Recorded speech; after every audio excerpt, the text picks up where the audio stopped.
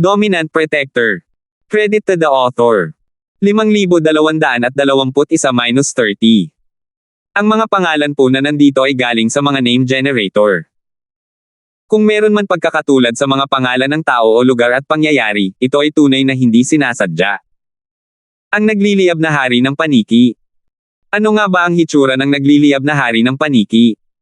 Nagmamadaling sigaw ng lahat nang marinig nila ito. Libu-libong paniki ang nandito, at halos magkakapareho sila ng hitsura.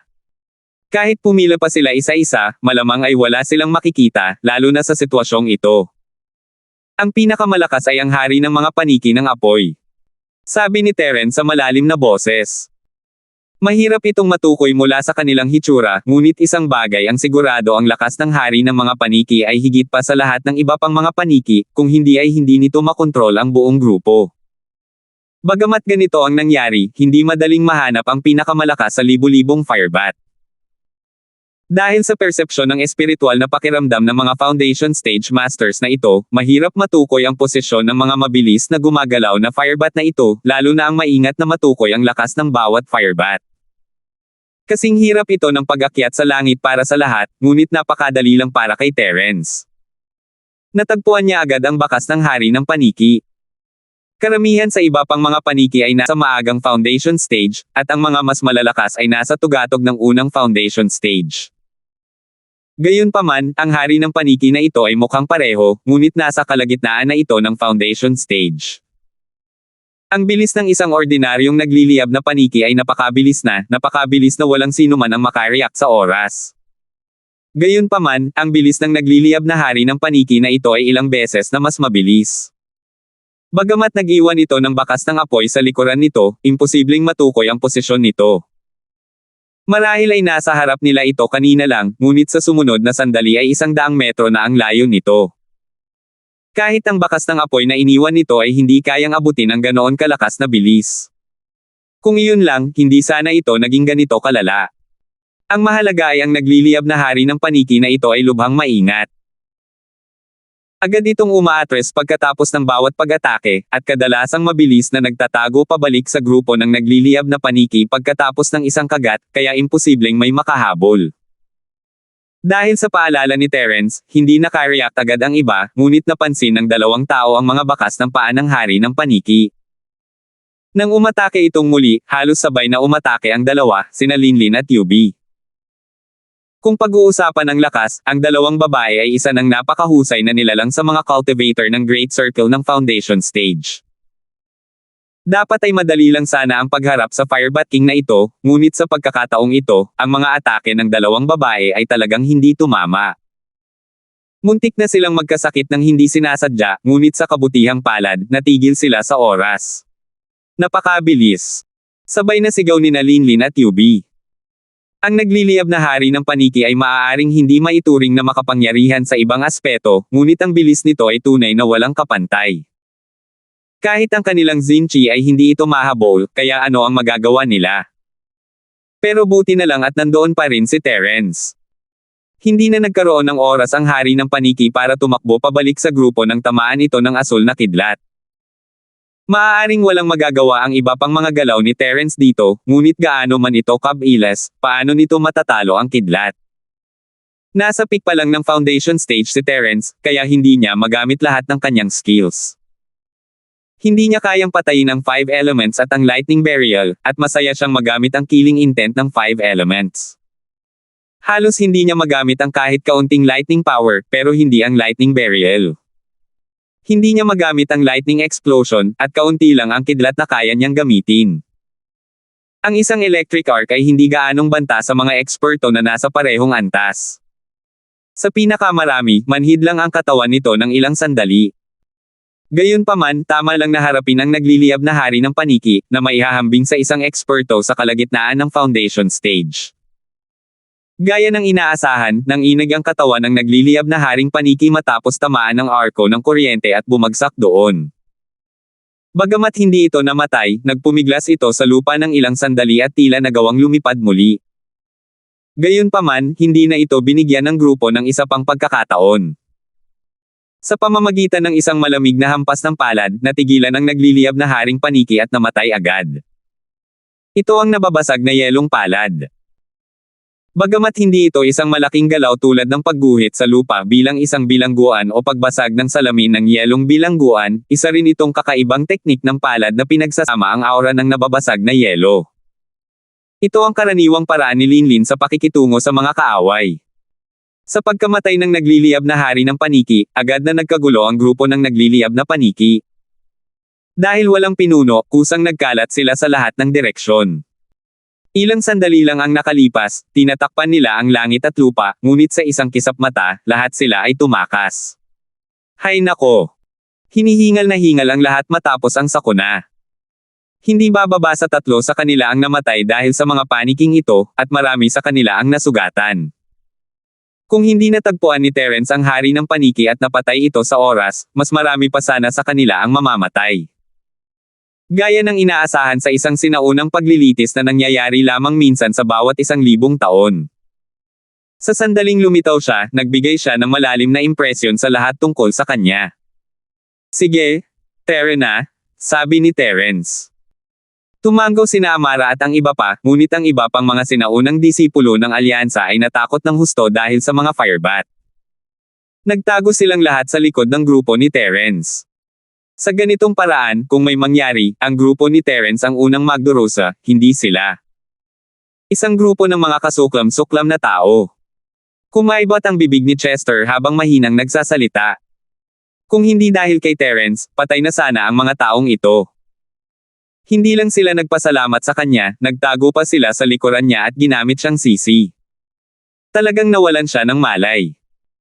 Tama, kung alam lang natin na hindi papatayin ng kapatid nating si Terence ang hari ng nagliliyab na paniki, sana ay sumugod na tayo at hinayaan silang magsaya kasama ang mga nagliliyab na paniki. Sigaw ni Aliyah. Hehe, kung ganoon ay tapos na tayo. Kung suswertehin tayo, baka makapag-teleport tayo pabalik ng direkta. Kung medyo mabagal tayo, matutuwa tayo sa 3 malas na iyon at magiging giniling na bangkay at nasusunog na karne, tumawa si Brian. Ngumiti ang lahat ng iba. Hindi natuwa ang mga sinaunang disipulo ng alyansa sa mga salita ni Terence, ngunit alam nilang mali sila at wala silang lakas ng loob na makipagtalo. Magiging abala kung pipilitin sila ni Terence na mauna. Wala silang lakas ng loob. Hindi nagtagal, sa wakas ay nakalabas na ang grupo mula sa makitid at mahabang kuweba. Biglang lumiwanag ang tanawin sa kanilang harapan, at lumitaw ang isang lantian at malagang sinaunang kagubatan. Magaling, sa wakas ay nakalabas na tayo. Tuwang-tuwa ang lahat nang makita ito. Bagamat alam nilang ang minsan sa 1 milenyo na lugar na ito para sa pagsubok ay tiyak na puno ng panganib, at maaaring may mas mababangges at nakakatakot na mga nilalang na nakatago sa loob kaysa sa mga nagliliyab na paniki, ito ay likas na katangian ng tao.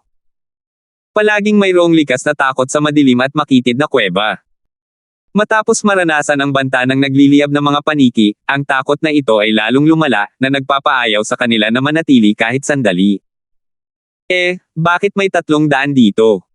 Biglang may sumigaw. Ngayon lang natauhan ang lahat. Nagkatinginan sila. Napakagaspang ng mapa na ibinigay sa kanila ni Reggie. Hindi lang nito itinuro ang kuweba kung saan naroon ang firebat swarm, kundi iisa lang ang daan palabas ng teleportation formation. Gayunpaman, may 300 sa harap nila, at pawang mga bato ang mga ito na hindi malapad o makitid. Kahit na natatakpan ng damo, malinaw pa rin ang mga daanan. Pakiramdam ni Terence ay may mali. Karaniwan, ang mga tao ay pumupunta lamang dito minsan sa bawat 1,000 taon, kaya bakit may 300 na bato rito? Sinasadya ba ng mga disipulo ng kataas-taasang sinaunang Immortal Realms na pumunta rito para subukan ang kanilang mga sarili ang gumawa ng mga daan na ito? 5,222.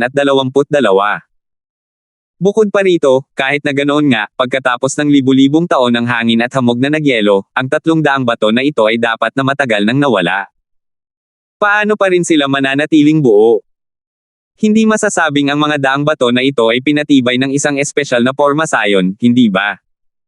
Hindi naman imposible, pero hindi rin naman malamang. Mas naniniwala si Terence sa isa pang posibilidad na hindi gaanong malamang, may iba pang tao sa training ground na ito. Marahil ay may mga katutubo rito na kakaunti lamang ang nakakakilala, o marahil ay may mga kumukuha ng pagsubok na na-teleport dito mula sa ibang mga lugar. Hindi ito isang bagay na iisipin ng isang normal na tao, ngunit si Terence, na bumalik mula sa Sky Class Island, ay naisip na natural lang ito.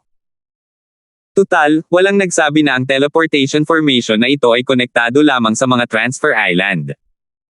Sino ang nakakaalam kung konektado ito sa Sky Class Island o ano? Gayunpaman, kahit ano paman ang posibilidad nito, dahil nandito na siya, isa-isang hakbang lang ang magagawa niya. Siya nga pala, nasaan na Wukong at Janfeng? Tanong ng isa. Sunod-sunod na umiling ang iba. Ang dalawang taong ito ay umaasa sa kanilang gininto ang lakas upang baliwalain ang banta ng mga nagliliyab na paniki. Matagal na silang nagmamadaling lumabas, at ngayon ay hindi man lang sila matagpuan. Kailangan mo pa bang itanong? Talagang sabik na siyang pumunta sa ilog ng Kamalayan. Maaari kayang hinihintay pa rin niya tayo rito. Sumimangot ang mga tao sa paligid niya. Hindi naman kailangan. Ang training ground na ito ay minsan lang lumilitaw sa loob ng 1,000 taon. Ang ilog ng Kamalayan ay maaaring hindi lamang ang magandang lugar. Dahil nandito tayo, kung gusto lang nating pumasok sa ilog ng Kamalayan, magiging hanggal tayo. Napakaraming magagandang pagkakataon ang mawawala sa atin. May tumawa. Kung ganoon nga, bakit pa tayo nagsasayang ng oras dito? Tara na. Naghahanda na ang lahat para umalis, ngunit natigilan sila nang makita ang 3 kalsada sa harap nila. Nagkatinginan sila sandali, at pagkatapos ay natuon ang lahat ng kanilang mga mata kay Terence. Anong problema? Gusto mo bang buksan ng kapatid kong si Terence ang daan para sa iyo? Masyado kang kasuklam-suklam. Hindi napigilan ni Aliyah ang sarili na magsalita. Ito. Natigilan ang lahat nang makita nilang nabasa ang kanilang mga iniisip. Iyon mismo ang kanilang iniisip. Bukod kina Wukong at Janfeng, na parehong Golden Core Cultivator, si Terence ang pinakamalakas. Tulad ng dati, kinailangan nilang sundan ng malapit si Terence upang maging ligtas sa sinaunang trial ground na puno ng panganib. Hehe, mali ka. Gusto ko lang makita kung sino ang pipiliin ni Kuya Linford para hindi na tayo magkapareho ng pipiliin. May lumabas mula sa karamihan na may bahagyang ngiti. Ito ay ang batang sect master ng Thousand Blade Sect, si Tianyong. Ganoon din ako, bahagyang ngumiti rin si Yubi. Saka lang naintindihan ng lahat. Hindi nakakapagtaka na tahimik lang silang dalawa sa lahat ng oras na ito. Plano talaga nila ito. Totoo ngang mas ligtas sila kung susundan nila si Terence, pero kasabay nito, kung may makita silang mabuti, kukunin lahat ng grupo ni Terence. Hindi man lang sila makakatikim ng kahit isang higop ng sopas, lalo na ang karne. Naiintindihan ko, kung gayon ay maghihiwalay na kayong dalawa rito. Tumanggaw si Terence sa dalawa. Ang dalawang ito ang pinakamahalagang tao sa sinaunang alyansa. Mabuti ito. Pinili ng bawat isa sa kanila ang kani-kanilang landas, kaya mas kaunti ang alitan. Hindi naman ito masama. Matapos silang batiin, agad na inakay ni Terence si Amara at ang iba papatungo sa kaliwang daan ng bato. Wala sa 300 ang minarkahan sa mapa, at walang nakakaalam kung saan patungo ang mga ito. Pumili lang siya ng isa nang hindi sinasadya. Ngumiti si Tianyong nang makita niya ito. Agad siyang pumili ng ibang landas at nanguna. Pinili ni Yubi ang 3 landas, iniwan ang iba pang mga tao na patuloy na nagtitinginan ng may pag-aalinlangan. Bukod kina Wukong at Janfeng, na wala kahit saan, ang bawat isa sa 3 landas ay may pinuno. Siyempre, ang grupo ni Terence ang pinakamalakas sa kanila. Hindi lamang nila si Terence, kundi mayroon din silang Linlin, isang peak-level Foundation Stage Master. Bukod doon, kahit na ang grupo ni Amara ay nasa unang bahagi lamang ng Foundation Stage, at mayroong 2 o 3 peak-level Foundation Stage Cultivators, hindi silang lahat mga simpleng karakter. Higit sa lahat, ang grupo ay lubos na nagkakaisa, at walang ibang maaaring makipagkompetensya sa kanila. Bukod sa kanila, sina Tianyong at Yubi ay magkapantay. Ang una ay nasa tugatog lamang ng huling yugto ng Foundation, ngunit isa siyang walang kapantay na henyo na kayang lumipad gamit ang 1,000 espada. Sa Foundation Stage, maliban sa mga kakatwang tulad ni Terence, halos wala siyang talo. Ang huli ay hindi gaanong sikat, ngunit hindi rin dapat maliitin ang kanyang lakas. Malinaw lamang na ang dalawang ito ay mas mahina kaysa sa grupo ni Terence. Napakabilis na nakapagdesisyon ang lahat. Karamihan sa kanila ay pinili sina Tianyong at Yubi, habang 3 lang ang pumili kay Terence. Kung ikukumpara sa posibilidad ng isang pagkakataon, ang mga taong ito ay malinaw na mas nag-aalala tungkol sa kanilang sariling kaligtasan. Wala silang inaasahan para sa iba pang mga pagkakataon sa pagsubok na ito, maliban sa ilog ng kamalayan. Kahit pa maraming tao ang grupo ni Terence, kaya nilang kunin lahat ng kayamanan, pero hindi nila kayang kunin ang buong ilog ng kamalayan, di ba? Hindi sila marami sa simula pa lang, at ang pagkakawatak-watek na ito ay lalong nagparamdam sa kanila ng kalungkutan. Gayunpaman, hindi ito nakaapekto sa grupo ni Terence, basta't nagtutulungan sila, sapat na iyon. Hindi sila magiging masaya kung darating ang lahat ng iba pang mga disipulo ng sinaunang alyansa. Sa oras na iyon, hindi lamang siya kailangang magbantay laban sa lahat ng uri ng panganib at sakuna sa lugar ng pagsubok, kundi kailangan din niyang magbantay laban sa grupong ito ng mga walang utang na loob na lobo sa likuran niya. Ang pag-iisip pa lamang tungkol dito ay magbibigay sa kanya ng sakit ng ulo. Mas mabuting manahimik at walang alalahanin tulad ngayon. Tahimik na naglakad ang grupo sa loob ng isang oras, at unti-unti, maging si Amara at ang iba pa ay nagsimulang makaramdam na may mali. Terence, bro, bakit pakiramdam ko may nakatingin sa lugar na ito? Napayuko si Aliyah habang naghihinala sa paligid. Pareho pa rin ang dating kagubatan, pero parang hindi naman. Hindi niya masabi kung ano ang problema. Oo, pakiramdam ko rin ay kakaiba ang lugar na ito, sabi ni Amara habang tumatango. Oo, kakaiba. Ganoon din ang sinabi ni Linlin. Ang kanyang pandama sa espiritu ay hindi kasing lakas ng kay Terence, ngunit mas malakas ito kaysa sa iba. Mas halata pa ang pakiramdam na ito. Tumingin si Terence sa lahat at sinabi sa malalim na boses, tama. May pinapanood nga tayo, pero hindi natin alam kung ano iyon. Mag-ingat kayong lahat. Malalaman natin ito sa lalong madaling panahon. Naiintindihan ko. Sabay-sabay na tumango ang lahat. Ang tatlong disipulo ng sinaunang alyansa na nasa likuran nila ay nagulat sa kanilang kilos na parang kaharap ang isang malaking kaaway. Lahat sila ay kainahinala, ngunit hindi nila namalaya na mayroong tunay na panganib. Gayunpaman, habang iniisip nila ito, lalo silang natatakot. Mamatay sila sa takot kung matatakot nila ang kanilang mga sarili. 5,223. Mabuti na lang at hindi na kinailangang magtagal ang tatlo sa pagkataranta. Isang matinis na sigaw ang narinig mula sa malayong kalangitan. Pagkatapos, tatlong itim na anino ang mabilis na lumapit mula sa kalangitan at biglang sumilip pababa. Hindi na nakapag-react ang tatlong disipulo ng sinaunang alyansa bago sila kinuha ng mga itim na anino. Ang pinakamalakas sa kanila ay nasa tuktok ng panggit ng yugto ng kaharian ng pagtatayo ng pundasyon. Gayunpaman, mula simula hanggang katapusan, wala siyang kahit kaunting kakayahang lumaban at naging biktima ng lubusan. Ano ba to? Napatalon sa gulat sina Chester at ang iba pa.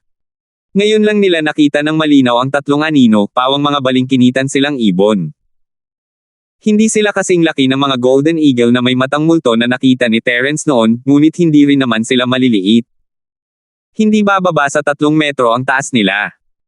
Hindi naman siguro malaking problema kung iyon lang, pero ang tatlong ibon ay may mga mukha ng tao, may mga lalaki at babae, at tila nakakapag-usap sila sa isa't isa.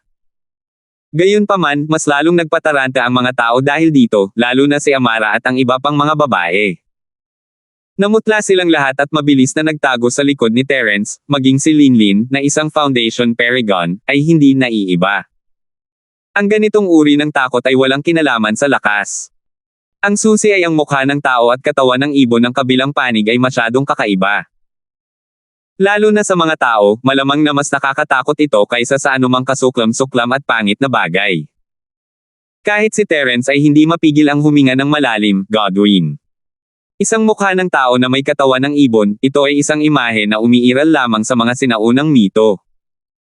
Hindi niya inaasahan na makikita niya ito ngayon sa sinaunang lugar ng paglilitis na minsan lamang lumilitaw sa loob ng 1,000 taon. Hindi ka panipaniwala ito. Mukhang kay Godwin mang lang ang imaheng ito. Totoo kaya ang mga sinaunang mito at alamat na iyon? Natigilan sina Chester at ang iba pa. Lahat sila ay mga nagsasanay, ngunit iyon ang dahilan kung bakit alam nilang ang mga alamat ay mga alamat lamang. Ibang-iba sila sa katotohanan, ngunit ngayong lumitaw na si Godwin mang, isa pa rin ba siyang alamat?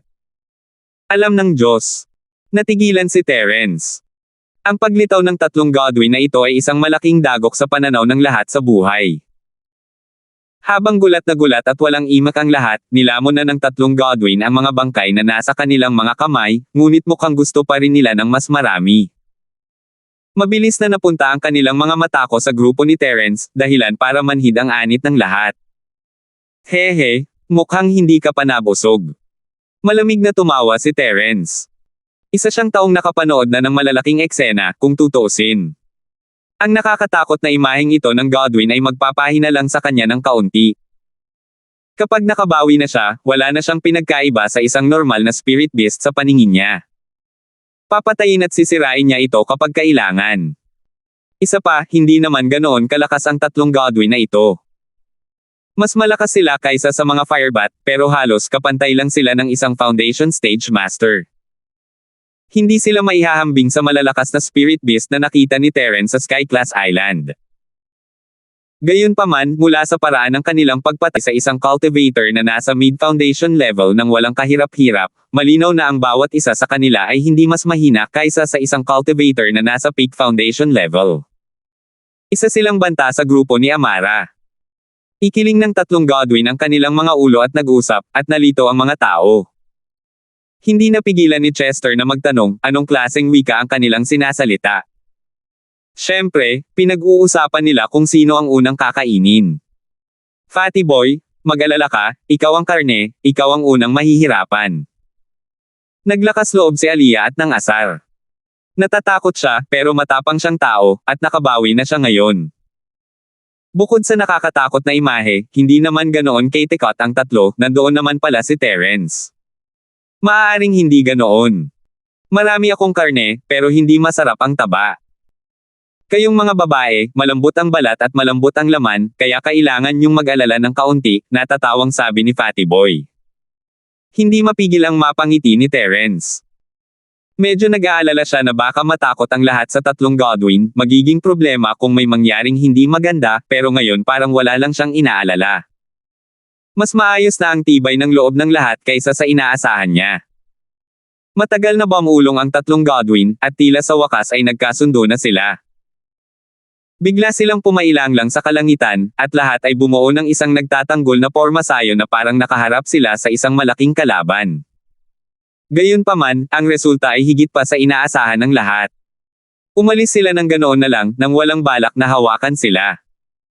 Hindi maiwasan ng mga tao na magtinginan, ngunit halatang nakahinga sila ng maluwag.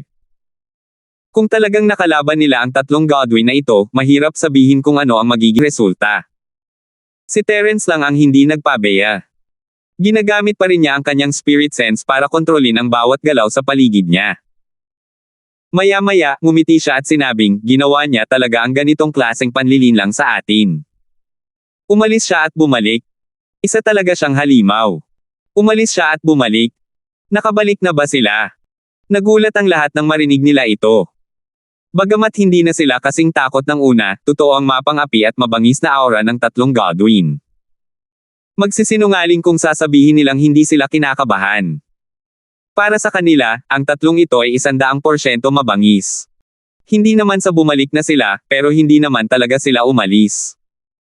Ang nangyari ngayon lang ay panakip lang para lituhin tayo, paliwanag ni Terence. Malawak ang sakop ng kanyang spirit sense, at magiging kakaiba kung hindi niya maaabot si Godwin, na nasa foundation peak pa lang. Napakatuso.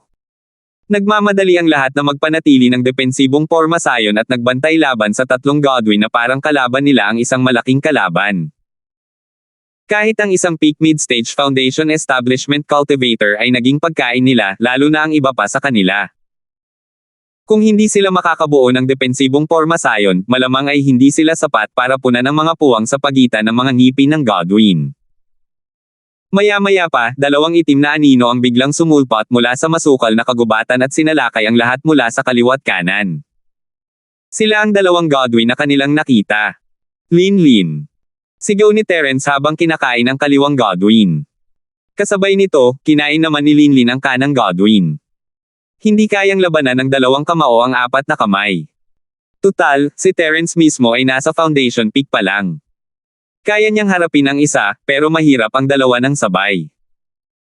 Kailangan niya si Linlin para manguna, kung hindi ay mahaharap ni na Amara at ng iba pa ang biglaang atake ni Godwin. Mahirap hulaan ang mga kahihinatnan kahit na may depensibong porma sayon. Inihagis ni Linlin ang isang palad na nakakabasag ng yelo sa nakakatakot na Godwin, ngunit hindi ito pinansin ng huli at hinaronggan ito gamit ang isang pakpak.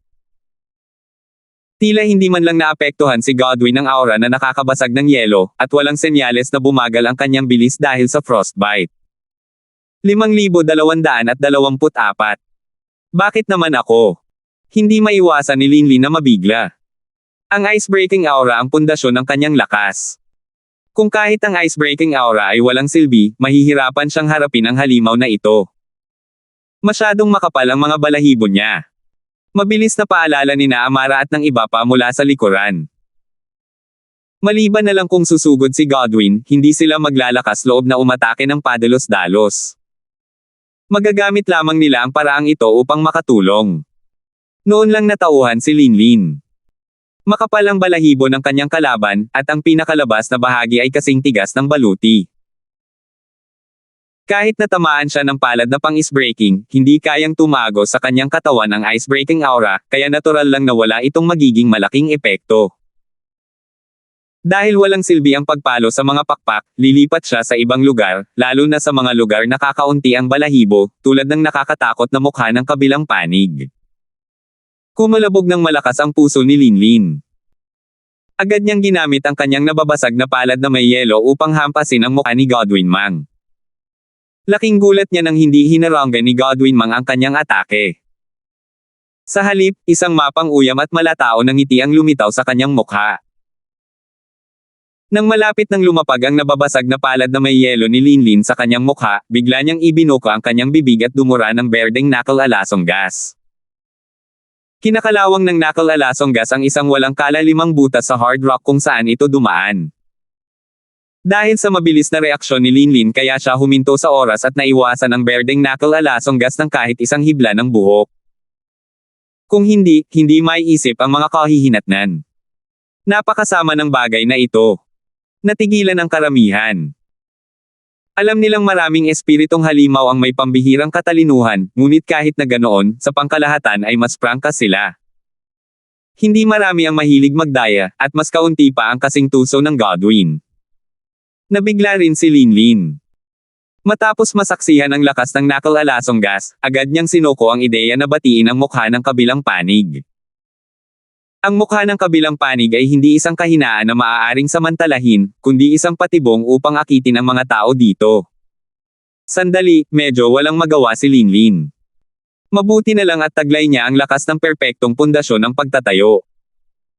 Hanggat haharapin niya ito ng maingat, hindi siya masasakta ng Godwin ng pansamantala. Gayunpaman, matapos makipagpalitan ng ilang galaw si Linlin dito, biglang binago ni Godwin ang kanyang estratehiya. Matapos walisin si Linlin gamit ang kanyang kuko, sinunggaba niya sina Amara at ang iba pa. P*********. Nagulat sina Chester at ang iba pa, mukhang tao pala ang lalaking ito, tutal marunong naman siyang mangapi ng mahihina. Lahat kayo, maghintay. Sigaw ni Amara. Nagulat ang mga tao, ngunit hindi pa sila nataranta. Sa pangunguna niya, nagawa nilang makayanan ang unang pagsalakay ni Godwin. Kung pag-uusapan ang lakas, mas mahina lang si Amara kina Terence at Linlin. Matagumpay siyang nakalusot muli pagkatapos ng trial competition at ngayon ay nasa tugatog na ng early foundation stage. Gayunpaman, hindi niya kayang tumanggap ng kahit isang suntok mula sa isang taong tulad ni Godwin Mang. Gayunpaman, hindi siya nag-iisa. Ang depensibong porma sayo na ipinasanay ni Terence sa lahat ay sapat na upang mapaglabanan ang mga atake na higit pa sa kanilang sariling lakas. Kahit ang isang taong nasa tugatog ng foundation stage ay hindi makakalusot dito sa maikling panahon tulad ni Godwin Mang. Bahagyang nagulat si Godwin nang makita niyang hindi tama ang kanyang atake. Hindi niya inaasahan na ang isang grupo ng mga mahihina, na dapat sana'y mahina, ay makakayanan ang kanyang biglaang atake. Sa oras na ito, muling binalot ni Linlin ang sarili sa kanya. Pinagpawisan siya ng malamig dahil sa atakeng iyon. Mabuti na lang at mahusay ang ipinakita ni Amara at ng iba pa. Kung may namatay sa palihim na atake, malamang ay buong buhay na siyang makukulong. Gamit ang parehong taktika, humarap si Godwin at sinugod gamit ang kuko nito sa binti, ang mahahabang binti, at ang mga kuko nito ay napakatalas. Nang umabot sa isang tiyak na antas ang bilis nito, nagdulot ito ng malaking banta. Kahit ang isang mahusay na eksperto sa pagtatayo ng pundasyon tulad ni Linlin ay hindi maglalakas loob na harapin ito ng harapan, bukod pa sa hindi kailanman naging tipo ni Linlin na lumaban ng harapan gamit ang brutal na puwersa. Gayunpaman, hindi siya umatras sa pagkakataong ito. Pinagnalit niya ang kanyang mga ngipin at ginamit ang kanyang nababasag na palad na may yelo upang harangan ang atake. Hindi na siya nang ahas na umatras pa, kung hindi ay bibigyan niya ang kalaban ng pangalawang pagkakataon na tambangan sila. Nakakatakot ang unang pagkakataon, ngunit mahirap sabihin ang pangalawang pagkakataon. Paf! Dumura si Linlin ng dugo. Hindi kaaya-ayang atakihin ang lakas ng kalaban gamit ang sarili niyang kahinaan. Mula nang mapagtanto niya ito, hindi maiiwasan na siya ay masusugatan at magsuka ng dugo. Ungol. Halatang natigilan si Godwin. Laking gulat nito nang matuklasan nitong hindi nito maiurong ang binti at kuko nito sa tamang oras. Sa halip, mahigpit itong niyakap ni Linlin. Habang lumilipis ang oras, isang nakakapangilabot na lamig ang kumalat mula sa binti at kuko nito patungo sa iba pang bahagi ng katawan nito. Maging ang buong katawan nito ay nagsimulang magpakita ng mga senyales ng pagyayelo. Ang galing! Magaling, Ate Linlin! Tuwang-tuwa si Aliyah, gusto niyang sumugod at tumulong, at hayaang matikman ng nakakatakot na nilalang na ito ang kanyang agarang pagtama. Huwag! Nagulat sina Linlin at ang iba pa sa bigla niyang galaw. Si Godwin ay apektado lamang ng kanyang nakakabasag yelo na aura, hindi ng tuluyang pagyelo. Ang lakas ni Aliyah ay parang kamatayan. Sa sandaling ito, lumingon si Godwin at ibinuka ang bibig nito upang iluwa ang isang daloy ng berdeng knuckle alasong gas. Matapang na hinarap ni Linlin ang binti at kuko nito ng harapan, ngunit hindi niya ito pinanggahasang hawakan. Dali-dali niyang binitawan ang binti at kuko nito at umiwas sa gilid. Kung mahawakan niya kahit kaunti ang knuckle alasong gas, maaaring mamatay siya.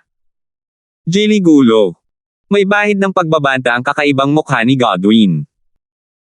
Matapos pilitin si Linlin na umatras, sinugod nito muli ang grupo ni Amara, na nakatutok sa mas halatang target sa pagkakataong ito, si Aliyah. Aliyah, bumalik ka. Natarante sina Amara at ang iba pa, kahit na nasa depensibong pormasayon sila, kailangan pa rin nila ng isang taong magsisilbing core. Maaaring si Amara, Chester, o kahit si Brian ang taong ito, ngunit hindi maaaring iba pa, sila lang tatlo ang nasa tugatog ng maagang foundation stage pagkatapos ng pagsusulit. Ang iba, kasama si Aliyah, ay nasa maagang foundation stage pa lamang, hindi nila kayang akuan ang responsibilidad. Pero masyadong mapanganib ang kasalukuyang posisyon ni Aliyah. Alinman sa itutulak siya palabas ng pormasayon o pipilitin siyang maging pinuno. Alinman sa dalawa, mapapahamak siya, lalo na't siya ang unang target ni Godwin Mang. Hindi maisip ang magiging resulta. Oo. Naramdaman ni Aliyah na nanindig ang balahibo niya dahil sa titig ni Godwin Mang. Natigilan siya, napaka-aktibo at agresibo niya simula nang matuto siyang lumapit at agad na sumugod, at tila kaya niyang talunin ang karamihan sa kanyang mga kapantay, ngunit bata pa rin siya. Hindi siya maihahambing kina Amara at sa iba pa sa ibang aspeto, tulad ngayon. 5,225. Jilly Gulo. Tila nagtagumpay si Godwin sa kanyang plano. Agad na nilipad ng malakas na hangin ang kanyang mga pakpak. Kahit ang isang mahusay na eksperto sa pagtatatag ng pundasyon ay hindi madaling makakayanan ang lakas ng mga pakpak, lalo na ang isang maagang tagapagtatanim ng pundasyon. Tuwang-tuwa si Aliyah, blanko ang kanyang isipan, at tanging ang nakikita niya lang ay ang paglapit ng mga pakpak. Isang kakaibang ideya ang pumasok sa kanyang isipan. Ito ba ang pakiramdam ng kamatayan? Anong kalokohan ang pinagsasabi mo? Ang boses ni Amara ay narinig sa isip niya habang tumatalon siya palabas ng depensibong pormasayon at walang pag-aalinlangang tumayo sa harap niya. Ilang taon ka na? Gusto mo na bang mamatay? Masyado pang maaga. Lumitaw din si Chester sa harap niya. Tama. Ganoon din ang nangyari kay Brian, sila lang tatlo ang nakareact agad. Lahat kayo. Naramdaman ni Aliyah ang pangangilig ng ilong niya. Alam niyang kasalanan niya ang lahat at wala siyang masisisi sa pagkamatay niya, pero walang pag-aalinlangang pinuprotektahan siya ni Amara at ng dalawa pa. Iisa lang ang resulta nito, buhay para sa buhay, at 3 para sa buhay niya. Kung walang depensibong porma sayon, hindi makakaligtas ang 3 sa mga atake ni Godwin mang kahit magtulungan pa sila. Tutal, nasa tugat pa lang sila ng maagang foundation stage noon. Sumabay si Godwin sa agos, binago ang target nito mula kay Aliyah patungong Amara at sa iba pa. Lahat ng nandito ay biktima lamang nito, kailangan lang nitong baguhin ang paraan ng pagkain nito. Gayunpaman, sa sandaling ito, isang napakalakas na lamig na nakakapangilabot ang biglang sumiklab mula sa likuran niya, kasabay ng isang malamig na boses. Nabasag ang salamin ng kulungang yelo. Wala na siyang ibang ginawa sa loob ng 1.5 buwan pagkatapos ng kompetisyon. Kahit na nasa peak na siya ng foundation, kahit na hawak na niya ang golden core na ibinigay sa kanya ni Terence, wala siyang balak na pilitin ang sarili niyang makapunta sa golden core stage. Tutal, ang paglampas sa lalim ay kasing sama ng hindi paglampas sa lalim. Gumawa na lang siya ng alamat sa kompetisyon, at ang paglusot sa pamamagitan ng puwersa ay magbubura lamang sa kanyang foundation. Kahit na magtagumpay siya sa paglusot sa golden core stage, isa na lang siya sa iba. Hindi kailanman gagawa si Linlin ng ganoong katanga, kaya isa lang ang ginawa niya, at iyon ay ang pag-ensayo ng kanyang trump card, ang pagguhit ng lupa bilang isang bilangguan. Siyempre, mayroon din siyang mas malakas na advanced move, ang Ice Prison Mirror Shatterer. Kahit si Yubi, na ginamit ang lahat ng kanyang lakas, ay hindi nakayanan ang pagkabasag ng salamin ng bilangguan na may yelo. Natural, ganoon din si Godwin Mang. Natambo siya sa lupa at naging isang eskultura ng yelo na may mukha ng tao at katawan ng ibon.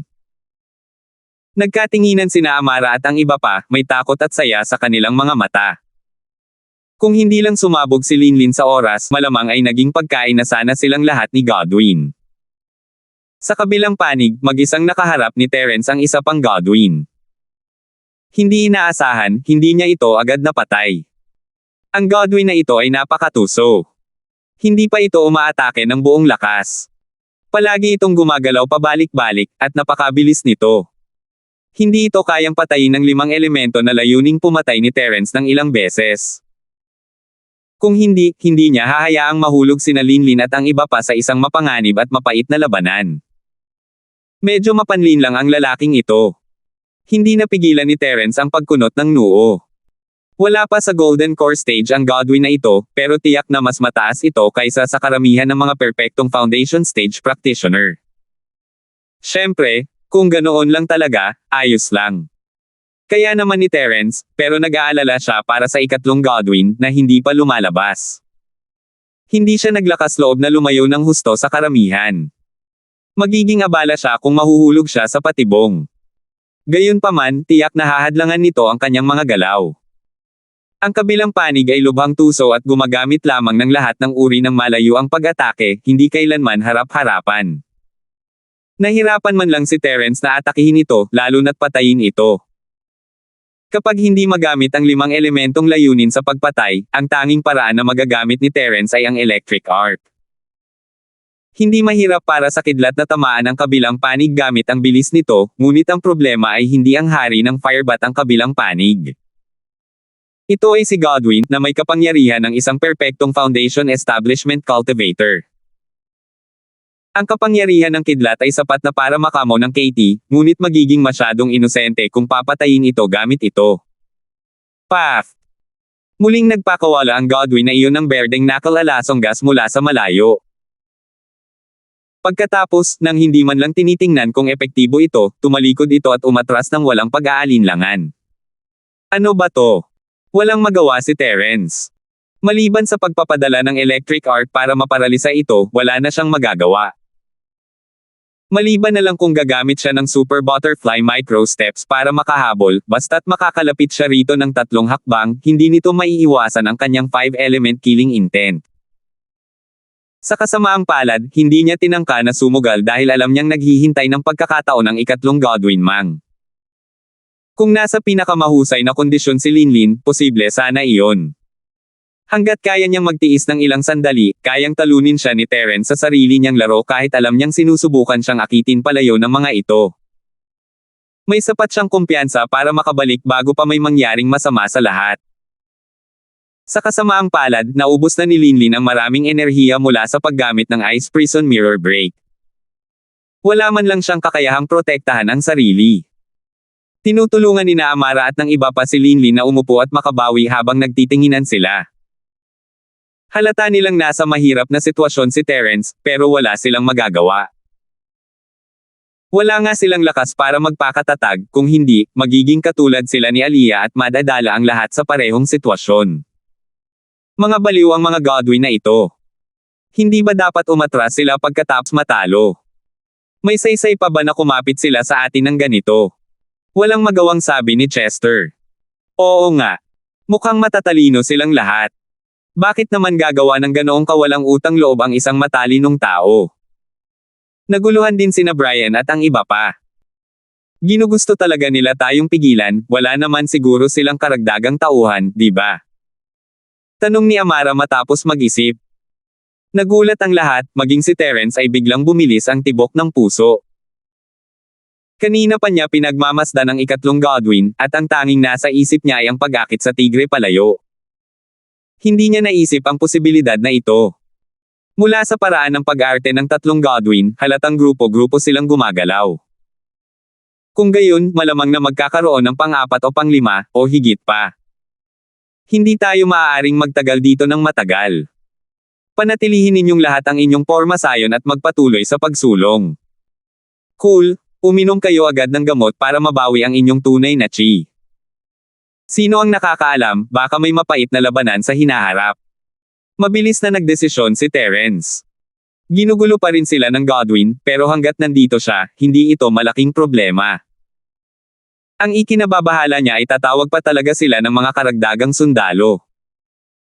Magiging malaking biro kung may darating pang 100 Godwin. 5,226. Sabay-sabay na tumango si Amara at ang iba pa, pinapanatili ang kanilang depensa habang sumusulong. Mas mapanganib ito kumpara sa pananatili sa kanilang kinaroroonan, ngunit sulit naman. Nang magsimula sila gumalaw, lalong naging matindi ang reaksyon ni Godwin Mang. Sinusubukan pa rin itong umiwas sa direktang komprontasyon, ngunit halatang mas malakas ang puwersang ginagamit nito para pigilan sila sa paggalaw. Nakakatuwa. Pinaikit ni Terence ang kanyang mga mata sa kakaibang reaksyon. Boss, ano ang natagpuan mo? Tanong ni Chester. Kung hindi ako mali, ang reaksyon nito ay nagpapatunay ng dalawang bagay, sabi ni Terence, habang malalim ang iniisip. Anong dalawang bagay? Naguluhan ang lahat. Una, malamang na mayroon silang ibang mga kakampi na kauri nila. Kung hindi, wala nang dahilan para patuloy nila tayong guluhin. Kung sila na lang ang dalawang Godwin na natitira, dapat alam nila na wala silang magagawa sa atin. Walang pakinabang sa patuloy na panggugulo sa atin. Baka masangkot pa sila, pagsusuri ni Terence. Ang premisa ng pagsusuring ito ay ang Godwin ay kailangang magkaroon ng sapat na mataas na katalinuhan. Kung hindi, hindi ito magiging posible kung ito ay pinapagana lamang ng likas na ugali ng hayop. Siyempre, batay sa kanilang pagganap ngayon lang, napakaliit ng posibilidad na magkaroon ng huli. Oo, posible talaga. Tumango ang lahat bilang pagsang-ayon. Pangalawa, dapat tayong maging mas maingat mula ngayon, dahil maaaring mas malaki ang panganib na ating maranasan, at ito ay isang buhay na mas mabangis pa kaysa sa mga Godwin na ito. Binabaan ni Terence ang kanyang boses. Anong ibig mong sabihin? Hindi agad nakapag-react ang mga tao. Pag-isipan ninyong lahat. Kung walang ibang makapangyarihang nilalang sa harap natin, sa tingin ba ninyo ay mapapahinto natin ang paghabol ni Godwin gamit ang ating bilis? Tanong ni Terence. Imposible yan.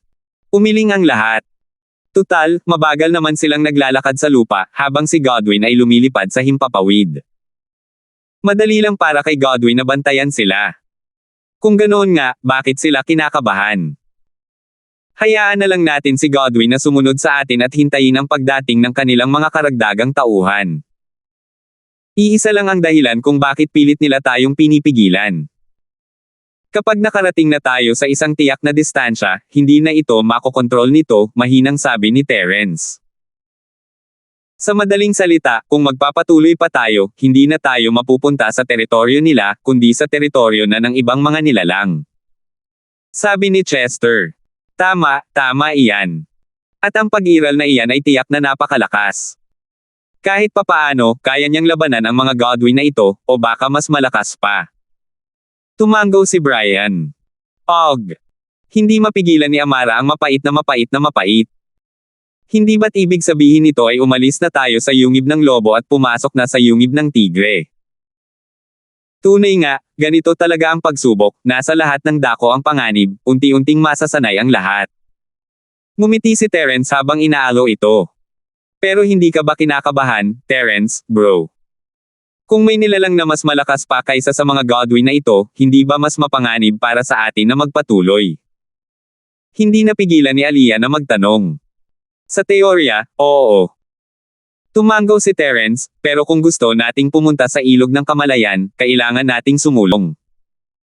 Gaano man kadelikado ang daan sa hinaharap, kailangan nating mag-ipon ng lakas ng loob para suportahan sila. Hindi tayo maaaring basta na lang sumuko sa kalagitnaan at maging mga tumalikod, hindi ba? Ayokong maging isang deserter. Umiling si Aliyah, at ganoon din ang naging saloobin ng lahat. Dahil nagpasya silang dumalo sa pagsubok, inihanda na nila ang kanilang mga sarili para sa isang maliit na pagtakas. Kung hindi man lang nila kakayanin ito, paano nila makakayanang tumayo ng mag-isa sa hinaharap? Paano sila makakatulong kay Terence? Sige, ituloy na natin. Tumango si Terence, natutuwa. Hindi niya pipilitin ang sinuman, at likas lamang sa tao kung may gustong umatras. Ibabalik niya sila sa pormasayo ng teleportasyon ng walang pag-aalinlangan bago muling umalis. Nagpatuloy ang grupo sa pagsulong. Ang mga pag-atake ni Godwin ay naging mas madalas at mas matindi, ngunit hindi ito nakapagpahinto sa kanila. Tutal, hindi naman ito ng ahas na direktang umatake, kung hindi ay papatayin ito ni Terence gamit ang isang 5 elemento na intensyong pumatay. Maya-maya, kumurap ang mga mata ni Terence. Naramdaman ko ang lokasyon ng ikatlong Godwin. Mula pa sa simula, 2 Godwin pa lamang ang nasasakupan ng kanyang espiritual na pandama. Hindi niya matukoy ang pangatlo. Bagamat hindi niya maialis ang posibilidad na gumamit ang kabilang panig ng ilang espesyal na paraan para magtago, sa wakas ay nakumpirma na niya na humahabol ito mula sa likuran, at mayroong isang malaking tao sa likod nito. Nasaan kayo? Tanong ng lahat. Nasa likuran natin siya, at may dala siyang mas brutal pa. Mukhang wala siyang magandang intensyon. Kumunat ang noo ni Terence, ngunit bago pa siya makagawa ng kahit ano, ang Godwin na nanggugulo sa kanya mula pa sa simula ay biglang sumugod sa kanya. Sa wakas ay gagamit na ito ng puwersa. Isang agos ng green poison gas ang dumating sa kanya. Ang anggulong pinili nito sa pagkakataong ito ay napakahirap, at ang distansya ay mas malapit kaysa dati. Kung si Terence ay umiwas patagilid tulad ng dati, ang mga taong nasa likuran niya ay mapapahamak. Kung hindi siya umiwas, sino ang nakakaalam kung ano ang mangyayari kung siya ay mahawakan nito? Hindi ito magiging isang magandang wakas. Terence, bro, mag-ingat ka. Mabilis na babala ni Aliyah at ng iba pa. Pero hindi naman talaga nagpapanik si Terence. Sa halip, isang ngiti ng pananabik ang sumilay sa kanyang mukha. Gamit ang kanyang lakas, walang sino man sa ilalim ng Golden Core Stage ang maaaring maging tunay na banta sa kanya. Kung patuloy siyang guluhin ng Godwin na iyon ng ganito, wala talaga siyang magagawa. Pero ngayon, nang ahas itong harapin siya ng harapan. Ilang buhay na kaya nito? Kasabay ng isang malalim na ungol ng dragon, agad na umatake ang killing intent ng 5 elemento. Sa isang kisap mata, sinalubong nito ng harapan ang nakakatakot na Berdeng Knuckle Alasong Gas. Sa huli, gumuho ang Berdeng Knuckle Alasong Gas sa unang dampi at hindi nakayanan ang isang suntok. Pagkatapos, naayos din ang Godwin. Isang malaking madugong butas ang tinusok sa ulo ng mukha ng tao ng killing intent ng 5 elemento, at bumagsak ito sa lupa ng may malakas na kalabog. Sa harap ng 5 elementong pumapatay sa chi, ang Berdeng Knuckle Alasong Gas, na nasa foundation stage pa lamang, ay parang larong pambata lamang. Hindi ito sulit labanan sa entablado. Kung ang isang tao ay mag-iingat at umiwas, maaari pa rin niyang iligtas ang kanyang buhay, ngunit kung lalabanan niya ito ng harapan, ito ay parang pagsusumamo ng kamatayan. Makapangyarihan si Boss. Hiyawan ni Chester at ng iba pa. Nagbigay ng malaking pagsisikap si Linlin para alagaan ang Godwin Mang na iyon, at napilitan pa niyang ilabas ang kanyang Ultimate Ice Mirror Shatterer, na tumanggap ng maraming pinsala at enerhiya. Si Terence naman, sa kabilang banda, ay madali lang ang lahat. Lahat sila ay mga Paragon sa Foundation Stage, ngunit ang pagkakaiba sa lakas ay napakalaki kaya walang sino man ang maaaring makipagkaibigan. 5,227. At ito ay si Linlin. Kung ito ay ibang ordinaryong cultivator ng Great Circle ng Foundation Stage, wala nang maihahambing pa. Hindi lang talaga sila magkapantay. Gayunpaman, bago pa man matapos ang lahat sa paghiyaw, biglang umihip ang isang napakalakas na hangin sa ibabaw ng kanilang mga ulo. Mabuti na lang at napapaligiran sila ng isang napakasukol na sinaunang kagubatan. Kung ito ay isang bukas na lugar tulad ng isang kapatagan, lahat ay malamang naligaw. Gayunpaman, kinailangan pa rin nilang umasa sa isa't isa upang halos hindi mapatatag ang kanilang mga katawan, at hindi sila makagalaw. Ano? Ang laking Godwin. Signi Aliyah habang nakatingala sa higanteng figure sa langit. Napatingin din ang lahat, at hindi maiwasang mapatitig. Dalawang figure, isang malaki at isang maliit, ang nakalutang sa hangin. Ang maliit ay ang ikatlong Godwin na matagal nang nawala. Hindi ito maliit, dahil mahigit 3 metro ang taas nito. Gayunpaman, kumpara sa Godwin sa tabi nito, isa itong duwende. Mapa-wingspan man o haba ng katawan, ang Godwin na ito ay hindi bababa sa 5 beses ang laki nito. Nakakita na si Terence ng maraming halimaw na ganito kalaki sa Tianjia Island, ngunit hindi marami ang may ganito kalakas na pressure. Siyempre, ito rin ay dahil masyadong mahina ang lakas ni Terence. Kung ang tunay niyang katawan ang nandito, wala sanang pressure. Kahit na 10 beses na mas malaki ang kalaban, laruan pa rin niya ito. Mag-ingat kayong lahat, ang lakas ng lalaking ito ay nasa Golden Core Stage man lang, kaya dapat handa kayo sa pag-iisip, sabi ni Terence sa malalim na boses. Hindi niya masabi kung gaano kalakas ang kanyang kalaban bago ito kumilos, ngunit sigurado siyang ang kanyang kalaban ay nasa Golden Core Stage, at hindi ito kasing simple ng simula o tugatog ng Golden Core Stage. Kung hindi niya ito hahawakan ng maayos, ito ay magiging isang nakamamatay na banta sa lahat. Hindi direktang umatake ang higanteng Godwin. Sa halip, tumingin ito sa karamihan gamit ang malahayop nitong mga mata at biglang nagsabi, "Tao, sumuko ka o mamatay ka." Nagkatinginan sina Amara at ang iba pa, ang lalaking ito ay nakakapagsalita na parang tao. Bagamat ang tatlong Godwin ay may mga galaw sa komunikasyon na parang tao, ang kanilang mga kalokohan ay malinaw na hiwikang pantao. Hindi niya inaasahan na ang malaking lalaking ito ay makakapagsalita ng wikang pantao, at ang kanyang pagbigkas ay napakalinaw, na medyo karaniwan. Hindi ito kakaiba para kay Terence, kapag ang isang spirit beast ay umabot sa isang antas, maaari na silang mag-anyong tao, at ang pagsasalita ay madali na lang para sa kanila. Isa pa, ang lalaking ito ay ipinanganak na may mukha ng tao, kaya hindi nakakaiba na mayroon itong malatao na vocal cord. Kung gusto nitong matuto, madali nitong matutunan ang wikang pantao. Ano ka? Mahinahong tanong ni Terence habang sinusuri ito. Ako ang sinaunang Haring Godwin. Sagot ng higanteng Godwin. Kalokohan. Single ni Terence at walang pidgel na ibinunyag siya, kahit na ang mukha ng tao at katawan ng ibon ang pangunahing katangian ng Godwin, ang Godwin na lumitaw sa mga sinaunang aklat ay pawang mga nilalang na nakatayo sa 2 ahas na crimson.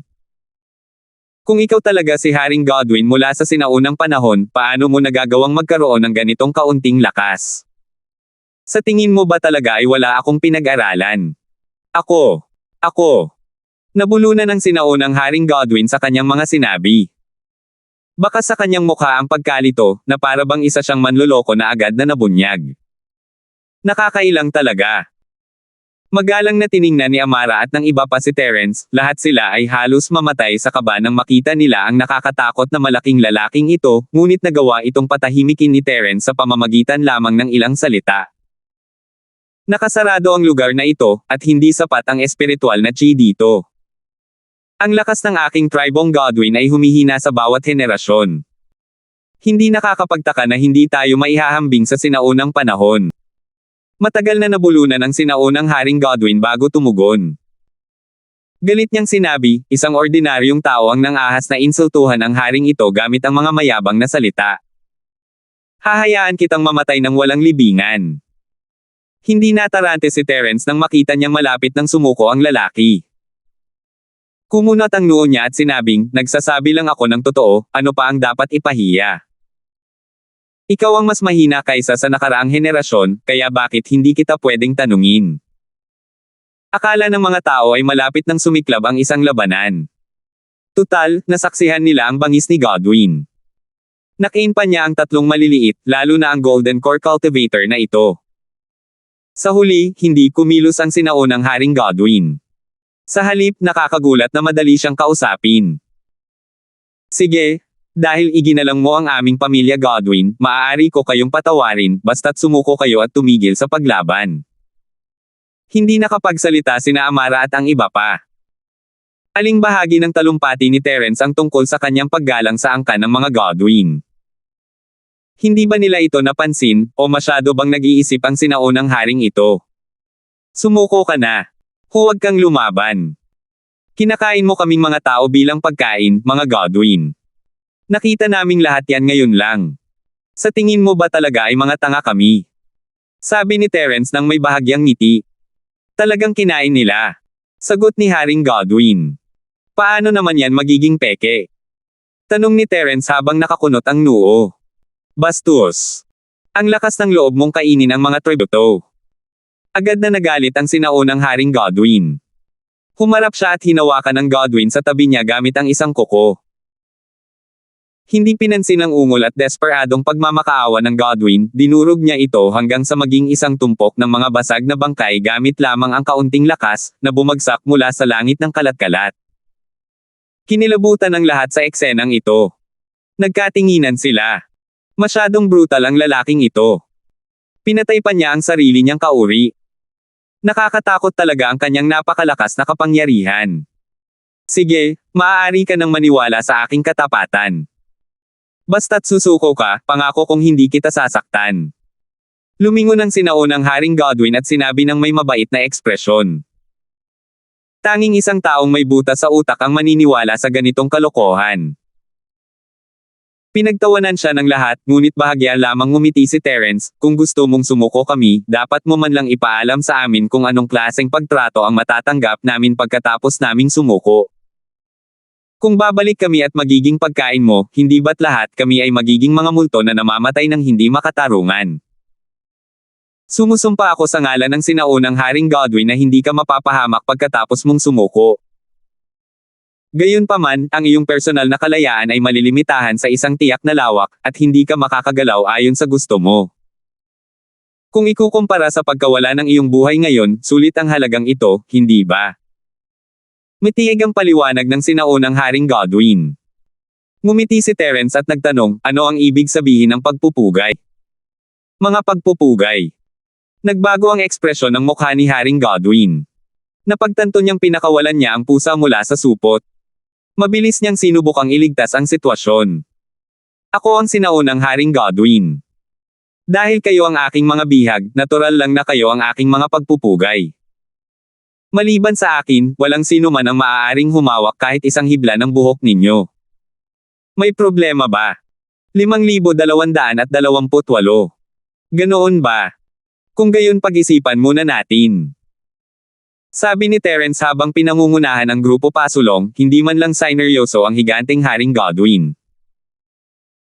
Gayunpaman, bago pa sila makahakbang ng 2 hakbang, isang matalas na talim ng hangin ang bumaba mula sa langit at lumapag mismo sa harap nila. Kasabay nito, umalangaw-ngaw ang boses ni Haring Godwin na puno ng hanggaring pumatay, mga simpleng tao lang ang nangahas na makipaglaro sa haring ito. Gusto mo ba talagang mamatay? Nagulat ang lahat sa lakas ng talim ng hangin, at maging si Terence ay biglang bumilis ang tibok ng puso. Sa itsura nito, ang sinaunang Haring Godwin na ito ay isa palang late-stage Golden Core Cultivator. Nasa tugatog pa lang siya ng foundational level, wala pa siyang gaanong tsansa laban sa isang normal na Golden Core cultivator, lalo na sa isang late-stage Golden Core monster. Nakipaglaro ba ako sa iyo? Napakahigpit ng iyong kahilingan, huwag mong sabihing hindi mo kami papayagang pag-usapan ito ng maayos. Mahinahong tanong ni Terence. Ang lakas ng kalaban ay higit pa sa kanyang inaasahan, ngunit isang bagay ang sigurado siya mula sa pag-uusap ngayon lang. Kung gusto silang hulihin ng buhay ng kalaban, hindi sila maglalakas loob na atakihin ni Haring Godwin maliban na lang kung wala siyang ibang pagpipilian. Parang makapangyarihang talam ng hangin lang iyon, isa lamang itong banta. Sige, pwede kitang bigyan ng pagkakataong pag-usapan ito. Gayunpaman, ang kondisyon ay hindi ka maaaring humakbang pasulong, kung hindi ay mamamatay ka. Matigas ang boses ni Haring Godwin. Hindi ka na ba makakahakbang pa? Tumawa si Terence, ibig sabihin, kung hahakbang pa tayo ng isa pang hakbang, mawawala na tayo sa kontrol mo. Tama ba ako? Og. Natarante si Haring Godwin. Tama si Terence sa sinabi niya. Kung hindi niya sana ididiin na hindi sila makakahakbang pasulong, at hindi sana isinugol ng mga tauhan ng Godwin ang kanilang buhay para salakayin sina Terence at ang iba pa. Iisa lang ang dahilan, nasa hangganan na sila ng kanilang teritoryo. Mukhang tama ako, sabi ni Terence nang may ngiti na hindi naman talaga isang ngiti. Humakbang siya paabant, nilagpasan ang malalim na markang iniwan ng windblade ni Haring Godwin. Huwag kang maglakas loob. Natarante ang sinaunang Haring Godwin at akmang aatake na sana gamit ang lahat ng kanyang lakas, ngunit isang nakakamanhid na sotset ang biglang nagmula sa kabilang panig. Isang higanteng ahas na 12-dosenang metro ang haba ang pumailang sa kalangitan. Ang mga kaliskis nito ay nakasisilaw at matingkad na pula, parang isang higanteng ahas na apoy. His, napakatalino talaga ng taong ito. Ang dakilang Haring Godwin ay pinaglalaroan lang pala ng isang ordinaryong tao. Nakakatuwa naman. Nagsalita rin ang higanteng ahas na apoy ng lengguwahe ng tao at walang pidyaw na tumawa. Nagulat ang lahat. Si Haring Godwin ay labis nang nanggugulo. Ngayon, isang higanteng ahas na apoy na halatang hindi dapat paglaruan ang lumitaw. Malinaw na nasa sitwasyon sila kung saan napapaligiran sila. Si Terence lang ang tila hindi nagulat, na para bang inaasahan na niya ito. Ahas na may pulang kaliskis, sinusubukan mo bang sirain ang plano ko? Masama ang tingin ng sinaunang Haring Godwin sa higanteng ahas na apoy. Isang nakakatakot na maitim na berdeng aura ang nakapalibot sa kanyang katawan, na naging dahilan upang manginig ang isa sa takot. Susmariosep Sumsmith, nakapasok ba ang tubig sa utak mo, Susmariosep na ibon? Napakaraming handa ng tributo ang dumating sa teritoryo ko, sino ang sumisira sa kaninong kabutihan? Isang pares ng eksaheradong kaliskis ang biglang bumuka sa likod ng ulo ng pulang kaliskis na ahas. Mula sa malayo, para itong isang malaking pulang mukha ng multo, na nakakatakot. Kalokohan. Nasa teritoryo ko silang lahat. Galit na sabi ni Haring Godwin.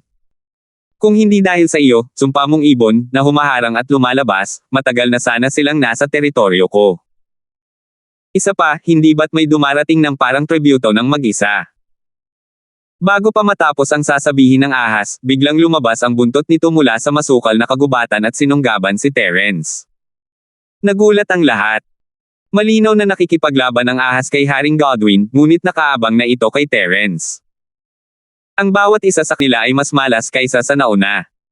Napakabilis ng buntot ng pulang kaliskis na ahas, ngunit mas mabilis si Terence. Sa pagkakataong ito, hindi na siya nagpigil dahil kinaamara at sa iba pa. Gamit ang kanyang matinding paro-paro na microstep, naging anino siya at hindi tumama ang buntot ng ahas. Susmariosep Sumsm, ang bilis talaga ng taong ito. Isa talaga siyang kamangha-manghang tributo.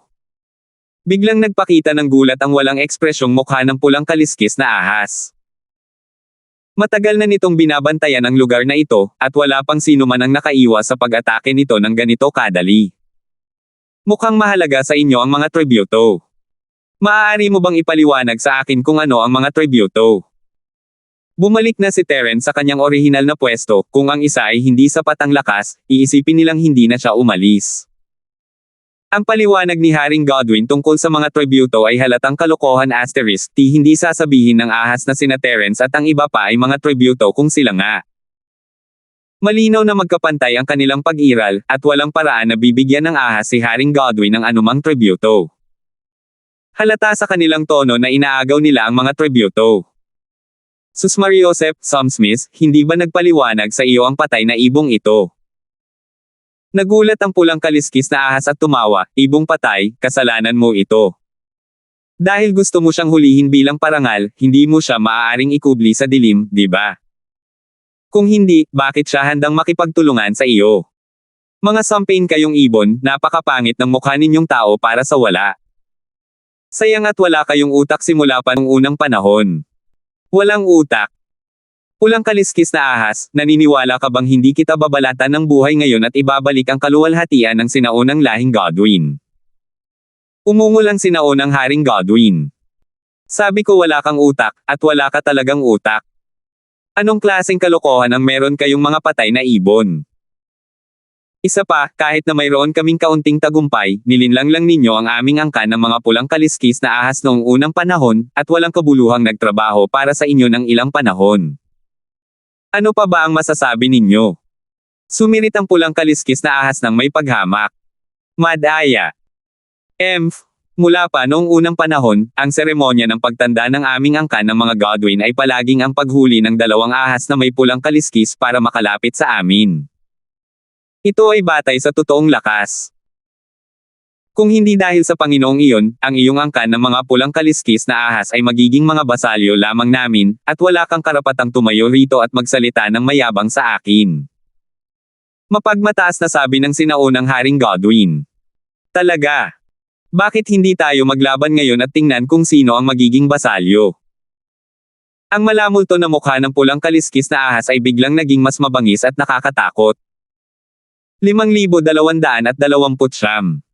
Kung may lakas ng loob ka, halika. Pangiinis na sabi ng sinaunang Haring Godwin.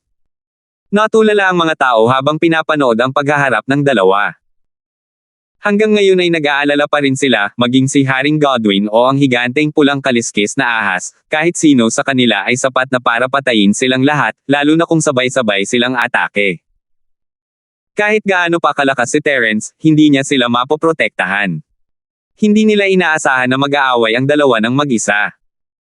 Hehe, mukhang malalim ang ugnayan ng sinaunang lahi ng Godwin at ng pulang kaliskis na lahi ng ahas. Tugma ito sa mga sinaunang alamat. Hindi mapigil ang mapangiti ni Terence, ngunit ang mas ikinababahala niya ay ang nabanggit ni Haring Godwin. Malinaw na ang pagkakaroon ng Panginoong iyon ay pumihil sa puot sa pagitan ng dalawang lahi. Mula rito, mahihinuha na ang mga tributo na kanilang pinag-uusapan ay malamang upang matugunan ang kahilingan ng Panginoon. Napangiti si Terence. Nakakatuwa talaga. Ang minsan sa 1,000 taong trial ground na ito ay talagang may mga nakatagong dragon at mga nakayukong tigre. Boss, ano na ang gagawin natin ngayon? Gusto mo bang samantalahin ang pagkakataon para makatakas? Ayaw ipaalam ni Chester sa dalawa, kaya't nagsalita na lang siya.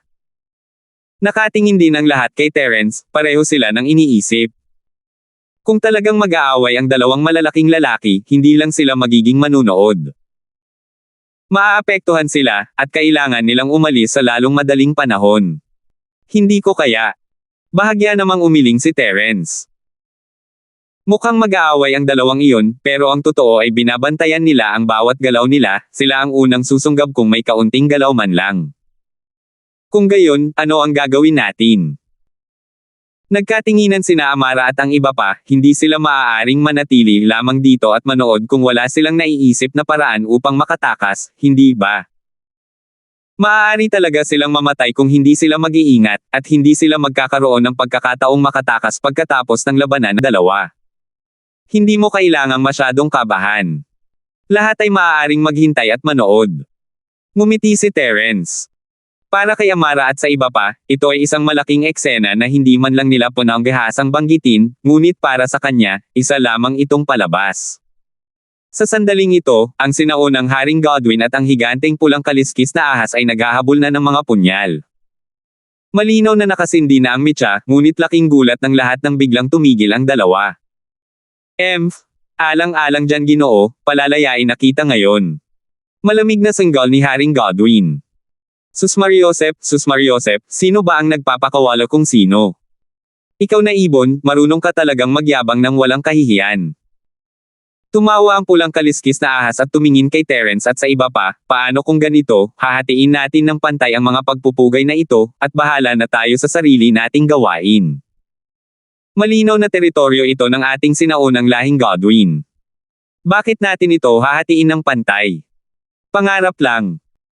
Napatikhim si Haring Godwin sa paghamak at sinabi sa mabait na tono, paano kung ganito, iiwan ko sa iyo ang mga tributo sa iyong teritoryo. Bawat isa sa atin ang mamamahala sa ating sariling lugar. Kung hindi, huwag mo akong sisihin sa pagiging walang pakundangan. Kaya wala ng lugar para sa diskusyon. Galit na galit ang pulang kaliskis na ahas. Matapos makita ang bilis ni Terence, alam nitong imposibleng mahuli si Terence. Kung talagang gagawin nito ang sinabi niya, hindi ito makakakuha ng kahit isang tributo, at mahaharap ito sa mabigat na parusa. Siyempre naman. Bago pa matapos ni Haring Godwin ang kanyang sasabihin, ang pulang kaliskis na ahas ay sumilip na pababa patungo kay Amara at sa iba pa. Ang lakas ng loob mong labagin ang mga patakarang itinakda ni Darren, naghahanap ka ng kamatayan. Hindi nang ahas na magpahuli si Haring Godwin, at agad din siyang sumisid pababa. Hindi niya maaaring palampasin ang mga pambihirang pagpupugay na ito para sa tao, at kahit mamatay pa siya, hindi niya hahayaang makinabang ang walang hiya na pulang kaliskis na ahas na ito mula sa mga ito.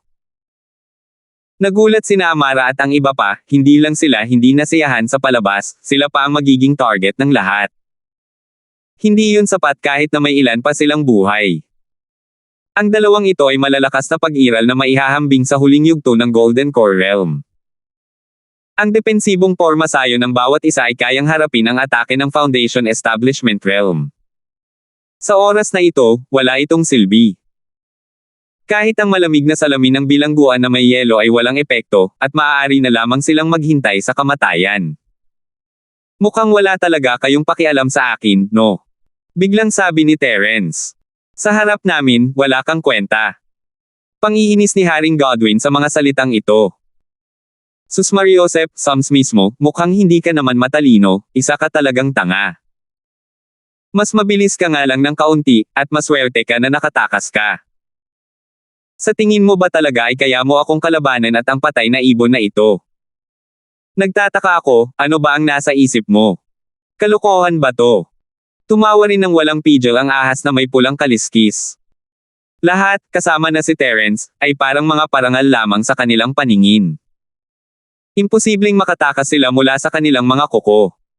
Siyempre, dahil din sa sila ay mga parangal kaya sila naging matyaga. Tutal, dapat ay buhay ang mga parangal, kung hindi ay hindi masisiyahan ang Panginoon kahit ipadala pa nila ang mga ito. Kung wala silang ganitong alalahanin, lahat ng tao rito ay magiging pagkain na nila. Malalaman mo rin naman ang nasa isip ko, pero bago yan, may isa pa akong huling tanong. Ano ba ang Panginoon na tinutukoy mo? Tanong ni Terence, kalmado at kalmado. Gusto mong malaman. Tumigil ang pulang kaliskis na ahas sa pagsisid nito at tumingin kay Haring Godwin ng may mapaglarong tingin. Tumigil din si Haring Godwin at ngumisi, hanggal na tao, hanggat masunurin ka sa akin, natural na ipapakita ko sa iyo ang Panginoong iyon. Ginagarantiya ko na hindi ka mabibigo. Nako, kalimutan mo na nga. Hindi naman talaga ako masyadong mausisa. Binabanggit ko lang ito ng pabiro, sabi ni Terence habang umiiling. Hindi ka naman ganoon katanga, pero marami pa ring tribute dito, kaya hindi mahalaga kung makatakas ka o hindi. Hindi mahalaga kung makatakas ka, sapat na ang mga natitirang tribute para makapag-ulat ako sa aking misyon. Ang pulang kaliskis na ahas ay umaarte ng walang pakialam, hindi nahiya na nakatakas si Terence. Para dito, hanggat nakakakuha ito ng sapat na tribute para matapos ang misyon nito, ayos lang ang lahat. Kung gayon, hindi ba't lalaban kayong dalawa para dyan? Kahit sumuko tayong lahat ng hindi lumaban, malaking problema pa rin iyon, di ba? Pabiro na sabi ni Terence. Tanga ka, iniisip mo ba talaga na lahat tayo ay mga hanggal?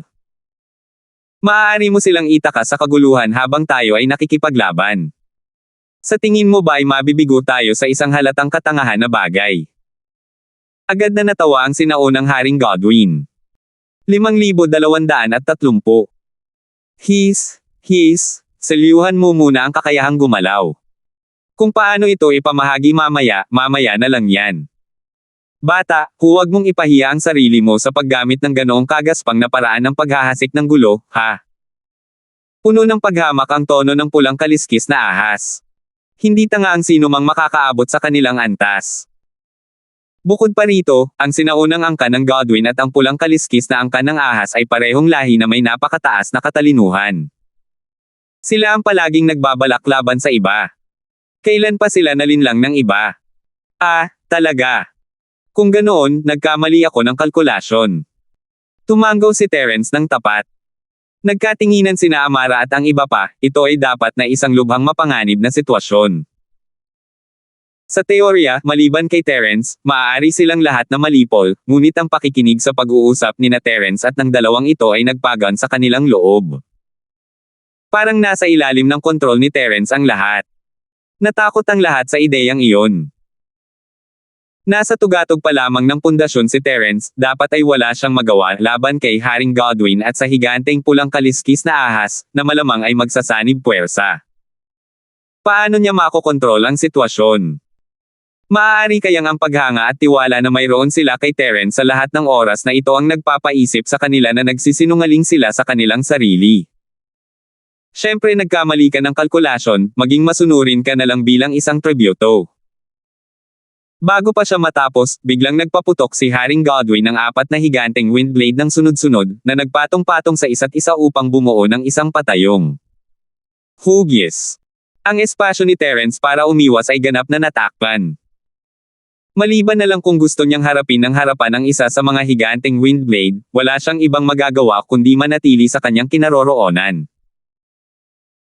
Ang pagharap ng harapan sa windblade ni Haring Godwin ay isang nakakabaliw na pag-iisip, kahit ang kanta ni na Amara at ang iba pa, na sumasamba at nagtitiwala kay Terence ng buong puso, ay hindi nang ahas na magkaroon ng ganoong pag-iisip. Tutal, hindi ito ang tunay na katawan ni Terence, isa lamang siyang foundation peak essence spirit. Mamamatay talaga ang mga tao kung gagawin nila iyon. Ang desisyon ni Terence ay gaya ng inaasahan ng lahat, hindi siya gumalaw kahit na bumagsak na ang 4 na talam ng hangin. Sa sumunod na sandali, nang akala ng lahat na ito na ang pagkakataon ni Terence para makatakas, ang pulang kaliskis na ahas ay lumitaw na sa ibabaw ng kanyang ulo, ang malaki at mabangis na ulo nito ay wala pang 1 metro ang layo kay Terence. Walang mag-aakala na ang sinaunang Haring Godwin at ang pulang kaliskis na ahas ay pipiliing magsanib puwersa. Hindi pa nga sila nagbabatian, pero maayos na silang nagtutulungan. Talaga bang mortal na magkaaway ang dalawang ito? Kumunat ang noo ni Terence. Bukod doon, ang masangsang na amoy ang hindi niya matiis. Kahit na isa siyang essence spirit, hindi niya maiwasang makaramdam ng pagkahilo. Kuya, ilang taon ka nang hindi nagsipilyo? Gusto pa rin ni Terence ng malamig na biro kahit sa ganitong oras. Sus, nagkukunwari ka pa rin kalmado sa ganitong panahon. Talagang mapagkunwari kayong mga tao, pero wala na kayong pagkakataong gawin yan sa hinaharap. Binuka ng malaki ng pulang kaliskis na ahas ang bibig nito na parang lulunukin ng buo si Terence. Nagulat sina Amara at ang iba pa, ngunit si Terence mismo ay walang gaanong reaksyon. Bamulong siya, hindi mo ba gustong mabuhay ang mga tributo? Sus Mariosep, Samsam, basta't papasok ka sa tiyan ko, hindi ka mamamatay ng matagal. Tumawa ng may pagmamalaki ang pulang kaliskis na ahas at kumagit. Talaga. Sayang naman. Kung sa ibang pagkakataon lang sana, baka maranasan ko na, pero lalampas na ako ngayon. Napakaraming tao ang naghihintay sa akin. Mas mahalaga na ikaw ang mauna. Hindi umatras si Terence pagkatapos sabihin iyon. Sa halip, lumapit siya para salubungin ang atake, ang kaliwang kamay ay nasa malaking bibig. Haha, may mga kakaibang nangyayari taon-taon, lalo na ngayong taon. May nakasalamuha pa nga akong isang taong nagkusang mamatay. Ngumisi ang sinaunang Haring Godwin sa eksenang ito. Kahit na sinamantala ito ng pulang kaliskis na ahas, marami pa ring naghihintay na pagpupugay. Hindi naman laking bagay na mawala ng isa. Gayunpaman, bago pa siya makatapos tumawa, biglang namaga ang katawan ng pulang kaliskis na ahas na parang lobo. Natigilan si Haring Godwin. Anong klaseng galaw ito? Hindi pa niya nakitang ginamit ito ng pulang kaliskis na ahas noon. Maya-maya, ang mahaba at makitid na katawan ng pulang kaliskis na ahas ay lumaki at naging isang malaking lobo, hanggang sa lumaki ito ng husto. Pagkatapos, kasabay ng isang malakas na kalabog, ito ay sumabog at nagkapira-piraso agad. Bumuhos ang dugo, at ang baho ay umaalingasaw sa ilong. Natulala si Haring Godwin, gayon din si Amara at ang iba pa. Natahimik ng husto ang buong lugar.